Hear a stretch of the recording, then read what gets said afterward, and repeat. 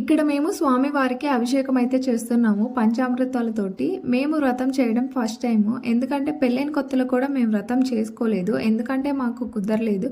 So అందుకే మా కొత్తింట్లో ఇప్పుడు మేము సత్యనారాయణ స్వామి వ్రతం అయితే చేసుకుంటున్నాము. ఇంకా అభిషేకం అయిపోయాక నేను స్వామివారికి గంధం బొడ్లతో అయితే అలంకరిస్తున్నాను.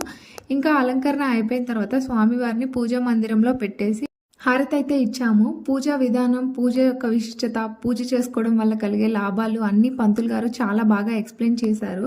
అందరూ చాలా శ్రద్ధతో విన్నారు కూడా. వ్రతం చేసుకోవడం వల్ల మనకి ఇంట్లో సిరి సంపదలు, ఆరోగ్యం ఉంటాయని నమ్ముతారు. అందుకే ప్రతి కొత్త ఇంట్లో సత్యనారాయణ స్వామి వ్రతం అయితే చేసుకుంటారు. ఇక్కడ నేను స్వామి వారికి ప్రసాదం అయితే సమర్పిస్తున్నాను. ప్రసాదం సమర్పించాక మేమైతే ఒకసారి స్వామివారికి నమస్కారం చేసుకొని ఇంకా పూజ అయితే అయిపోయింది. ఇంకా తర్వాత మా ఆడపడుచు హారతి అయితే ఇస్తున్నారు. మా ఇంటికి వచ్చిన వాళ్ళకి రిటర్న్ గిఫ్ట్స్ మేమేమి ఇచ్చాము, మాకు వచ్చిన వాళ్ళు ఏం గిఫ్ట్స్ ఇచ్చారనేది నేను నెక్స్ట్ వీడియోలో పోస్ట్ చేస్తాను. మీరైతే సబ్స్క్రైబ్ చేసుకోండి.